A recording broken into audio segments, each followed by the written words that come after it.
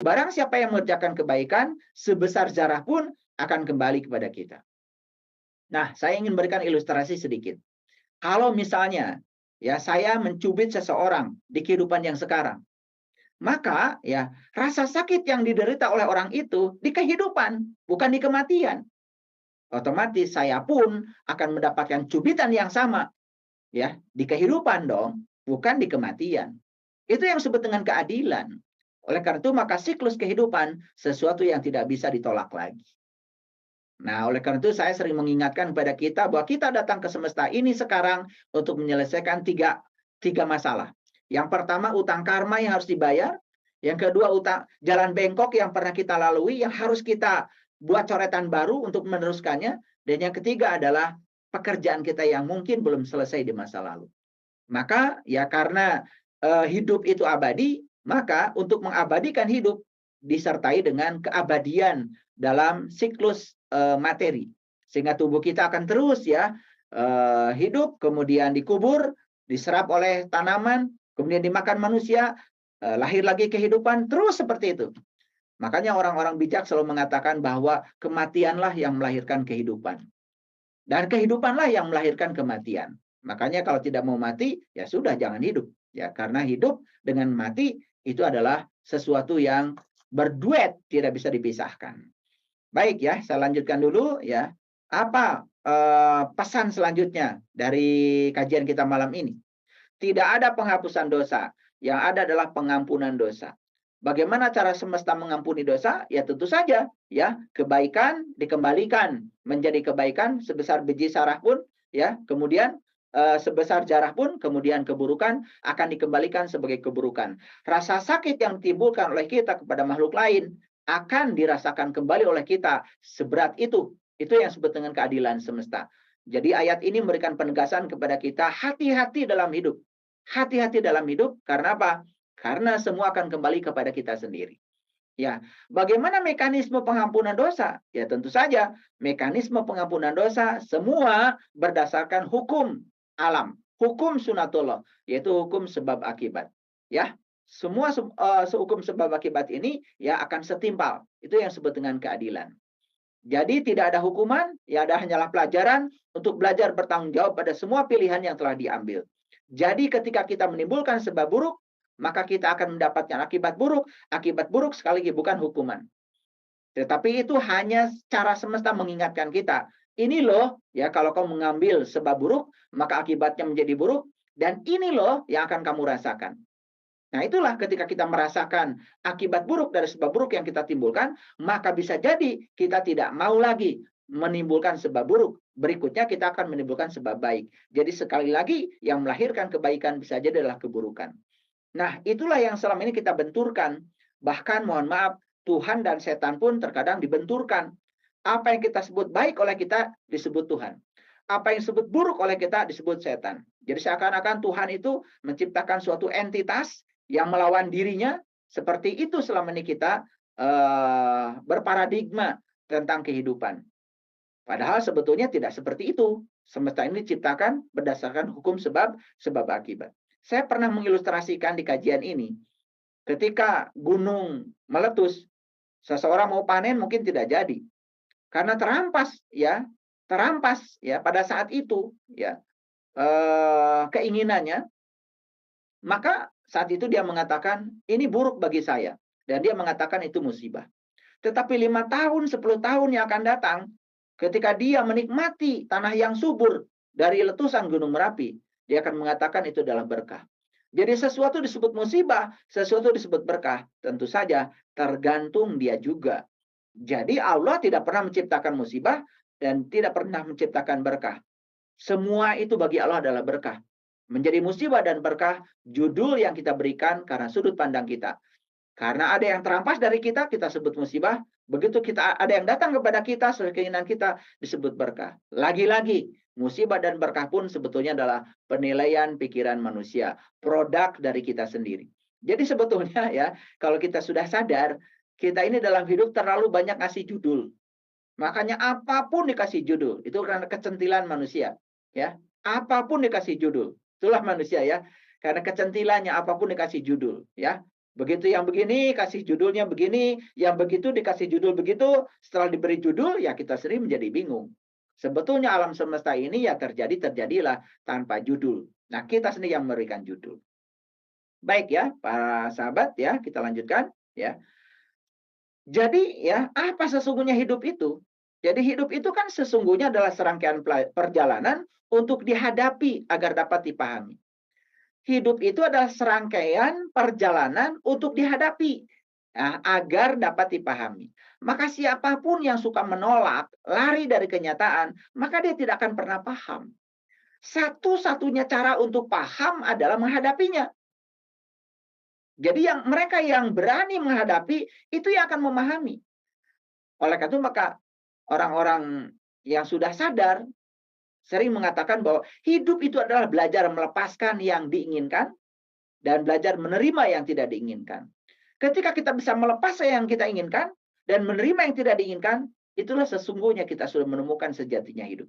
Karena kalau melepaskan yang tidak diinginkan, tidak usah belajar.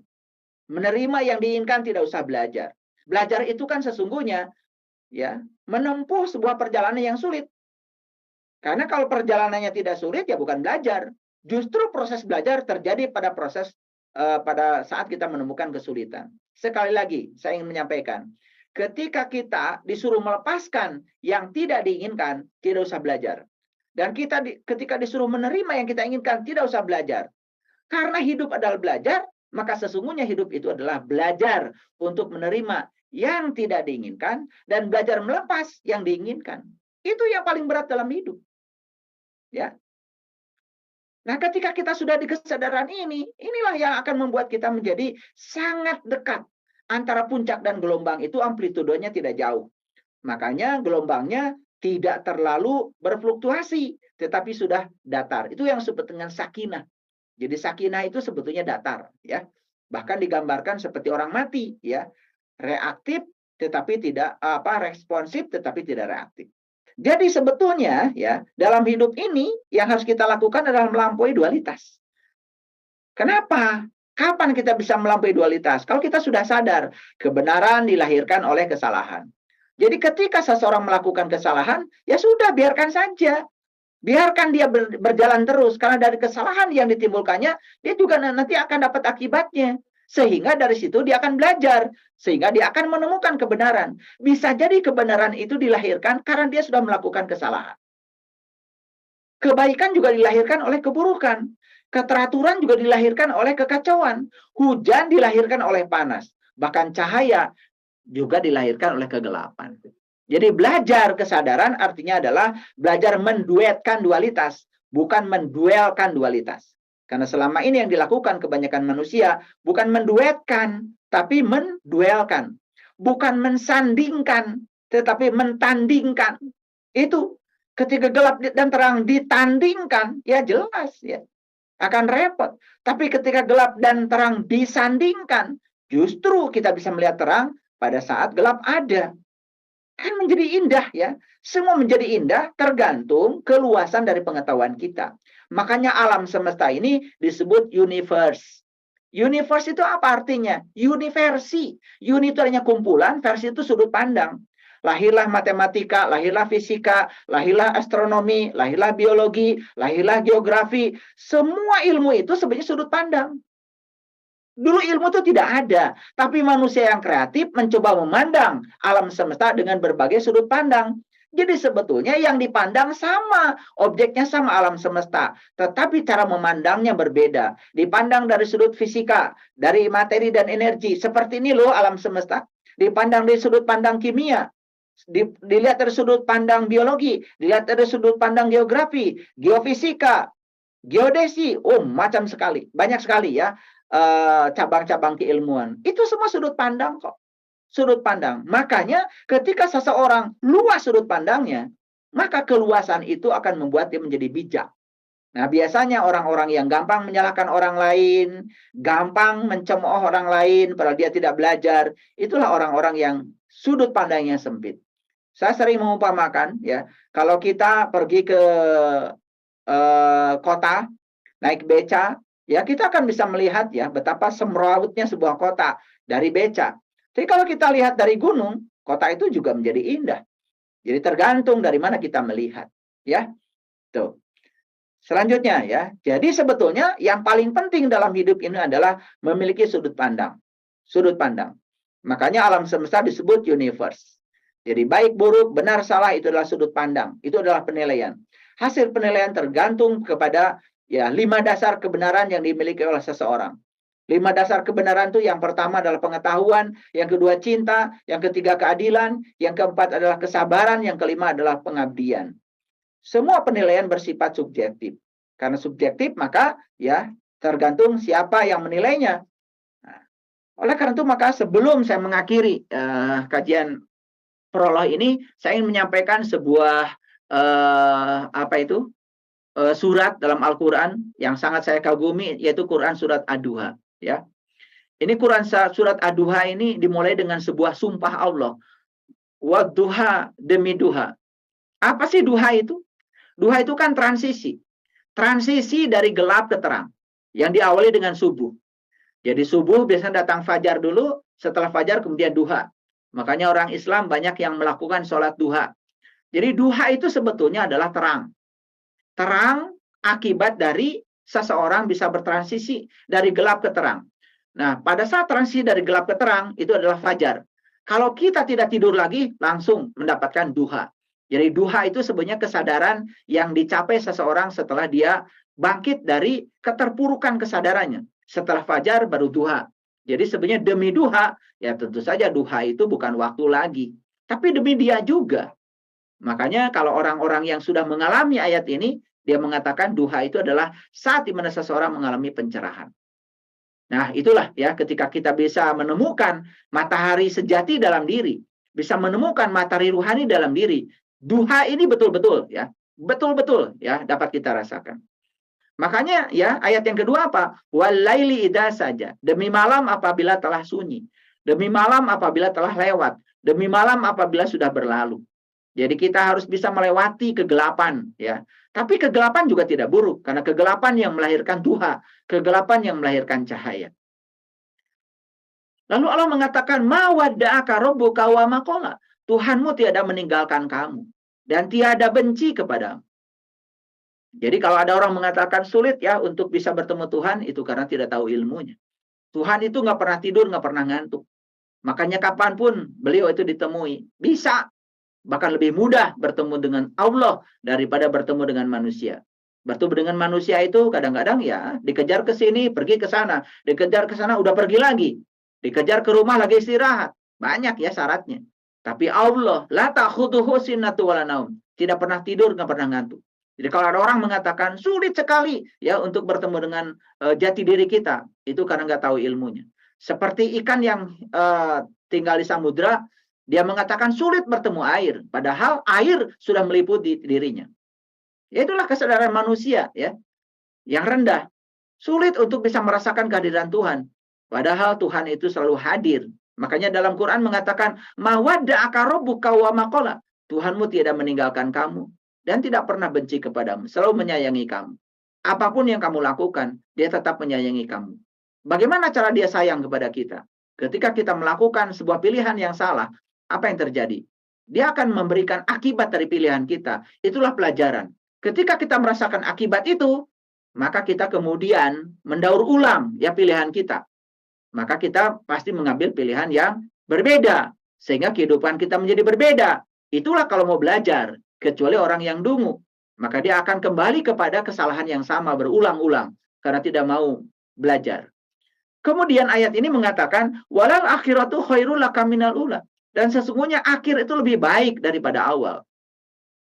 Apa yang dimaksud akhir lebih baik daripada awal? Akhir itu akibat. Sedangkan awal itu adalah sebab. Artinya apa? Kalau akhirnya ingin baik, ya timbulkan sebab-sebab baik dari sekarang. Aneh sekali. Ingin akhirnya baik, tetapi kehidupan kita selalu menimbulkan sebab yang buruk. Itu namanya kan tidak koheren. Tidak rasional. Ya, tidak rasional. Kita menginginkan akibatnya itu baik, tetapi sebab yang ditimbulkan oleh kita buruk terus. Kan berlawanan dengan hukum alam. Jadi kalau kita ingin walal akhiratu khairul laka minal ula, kalau ingin akibatnya baik, maka timbulkan sebab yang baik. Nah, kalau kita sudah kadung ya menuliskan sebab yang buruk, yuk kita sekarang ya perbaiki dengan cara apa? Bukan cara menghapusnya karena tidak bisa dihapus, tetapi kita ya membuat coretan-coretan baru yang membuat itu menjadi indah dan bermakna. Seperti tadi 4 tambah 4 sama dengan 9, salah. Tapi 4 tambah 4 sama dengan 9 kurangi 1. Diberi makna sedikit, beri sentuhan sedikit, ternyata menjadi indah. Itulah sebenarnya seninya hidup. Seninya hidup, ya, seninya hidup, ya. Saya sering mendapatkan banyak keluhan, ya, keluhan terutama dalam kehidupan rumah tangga. Keluhannya sederhana sebetulnya, karena mereka itu tidak tahu tujuan berumah tangga. Karena rumah tangga itu tujuan utamanya kan belajar menerima dan menghargai perbedaan. Makanya disebut ajwaja, pasangan. Yang namanya pasangan itu ya tidak sama. Pasangan itu kiri kanan.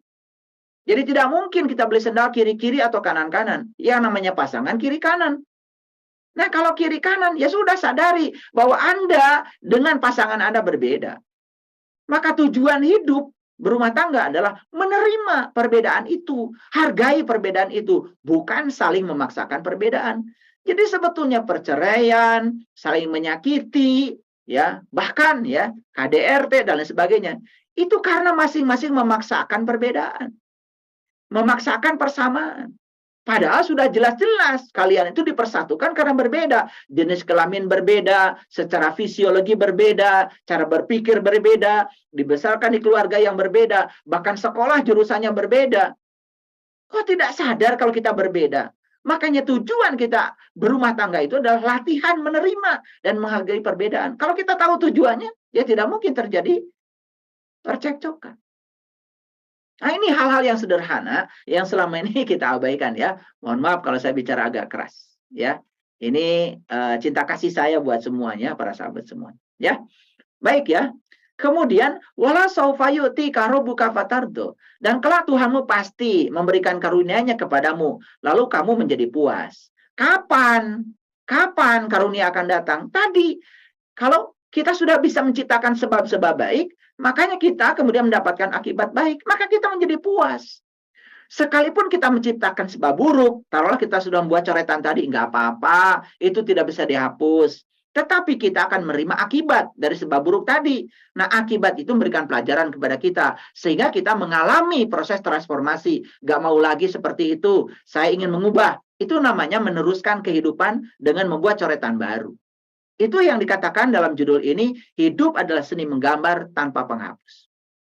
Nah, kemudian ayat selanjutnya, alam yajid kayatiman fa'awa. Bukankah dia mendapatimu sebagai seorang yatim, lalu dia melindungimu? Siapa diri kita yang sebenarnya? Diri kita yang sebenarnya adalah jiwa. Siapa jiwa itu? Jiwa itu ditiupkan. Dan jiwa itu tidak pernah dilahirkan. Makanya jiwa itu tidak punya ibu, tidak punya bapak. Yang punya ibu dan bapak itu adalah tubuh. Karena tubuh kita berasal dari ayah dan ibu. Sebagian dari ayah, sebagian dari ibu. Satu sel dari ayah, satu sel dari ibu. Berpadu. Kan sebetulnya ibu bapak kita ini ya memberikan kontribusi kepada kita itu adalah fisik. Karena ketika sudah terjadi tubuh kita di rahim ibu, Allah bilang dalam Al-Quran, Faida sawaituhu anafahtu fihi min ruhi faqa'u lahu sajidin. Ketika aku sudah selesai menciptakan tubuhmu, ya tentu saja lewat marga lantaran ayah dan ibu, aku tiupkan ruhku. Jadi sebetulnya yang namanya jiwa itu tidak punya ayah, tidak punya ibu. Karena jiwa itu tidak dilahirkan, tapi jiwa ditiupkan. Yang tidak punya ayah, tidak punya ibu, sering disebut yatim. Selama ini kita mengatakan yatim itu ya manusia, orang, fisik. Yang tidak punya ayah, tidak punya ibu. Padahal semua kita juga pasti yatim dong pada akhirnya. Saya juga yatim, karena sekarang tidak punya ayah, tidak punya ibu. Padahal dulu ya ada marga lantarannya. Tidak mungkin manusia lahir ke dunia tanpa ayah, tanpa ibu. Semua ada ayah dan ibunya. Jadi sebetulnya yang disebut dengan yatim secara hakikat adalah diri sejati kita, yaitu jiwa kita. Nah, sepanjang kita mentelantarkan jiwa kita, sepanjang itu pula kita tidak akan pernah menemukan kesadaran. Maka kehidupan kita hanya dikendalikan oleh pikiran. Nah, ketika hidup dikendalikan oleh pikiran, bukan oleh kesadaran, maka bersiap-siaplah akan mengalami berbagai macam penderitaan. Begitu para sahabat ya. Kemudian wawajadaka dolan fahada, dan dia mendapatimu sebagai seorang yang sesat. Lalu dia memberikan petunjuk. Jadi ketika kita bingung, itu sudah bagus. Makanya saya sering mengatakan hanya orang yang berani tersesat yang tidak akan pernah tersesat. Dan semua orang yang takut tersesat selamanya tersesat. Orang yang takut tersesat akan tinggal di kamar. Dia tidak pergi kemana-mana. Tapi orang yang berani tersesat, dia keluar dari kamar. Ketika sudah keluar dari kamar, kemanapun dia pergi, pasti ada yang menunjukkan jalan kepada dia. Itulah Tuhan. Ya, karena Tuhan punya begitu banyak tangan di semesta ini yang akan menunjukkan kepada kita. Wa wajadaka dolan fahada. Wa wajadaka ailan fa'agna. Dan dia akan mendapatimu sebagai seorang yang kekurangan, lalu dia memberikan kelebihan. Ya itulah ya kesempurnaan. Ya, jadi setiap ada kekurangan pasti ada kelebihan. Itu hukum alam. Saya kalau mengajar fisika ya kepada anak-anak didik saya, terutama tentang kekekalan energi, ya itu saya buka ya dari kekekalan energi masuk ke dalam dimensi metafisik. Mahasiswa biasanya senang sekali ya. Kalau saya belajar tentang hukum kekekalan energi dan contoh-contohnya misalnya seperti bagaimana kita bisa menghasilkan listrik, bagaimana kita bisa menghasilkan GGL listrik, ya itu dengan hukum kekekalan energi, itu menarik sekali ya, menarik sekali. Dan ternyata ya kekurangan dan kelebihan itu akan selalu ada, dan itu namanya kesempurnaan. Makanya orang-orang yang hanya menerima kelebihan, tidak mau menerima kekurangan, itu sudah melanggar hukum alam. Fa'amal yatima fala takhar. Sebab itu terhadap yatim, janganlah kamu berlaku sewenang-wenang. Terhadap siapa? Berlaku sewenang terhadap yatim, terhadap jiwa kita. Maka jiwa kita ini harus disantuni. Karena selama ini manusia hanya sibuk ya mengurusi tubuhnya, tetapi tidak pernah mengurusi diri sejatinya. Jadi kalau lagu Indonesia Raya yang selalu saya kumandangkan di awal untuk membangun ya nasionalisme kita agar kita bisa memiliki kecintaan pada NKRI, kan di situ jelas ya, bangunlah jiwanya, bangunlah badannya. Jadi jiwa itu harus dibangun ya, harus dibangun. Bagaimana caranya? Karena jiwa itu adalah nur, maka makanan jiwa juga adalah nur. Itu cara membangun jiwa. Tetapi banyak yang tidak tahu ya rahasianya ya. Oke, jadi para sahabat ya, puncaknya adalah kalimat yang terakhir dari Quran surat Ad-Duha. Wa amma bi ni'mati rabbika fahadis. Dan terhadap nikmat Tuhanmu maka hendaklah kamu siarkan. Jadi sebetulnya nikmat dan enak itu berbeda. Makanya orang yang dapat nikmat cuma 4 golongan. Para nabi, para sidikin, para syuhada, para solihin. Ya. Jadi nikmat itu tidak ada kaitannya dengan harta, tidak ada kaitannya dengan jabatan, tidak ada kaitannya dengan rumah bagus, tidak ada kaitannya dengan uang, tidak ada. Perhiasan, tidak ada. Makanya tidak ada di Quran golongan yang dapat nikmat itu adalah konglomerat, nggak ada.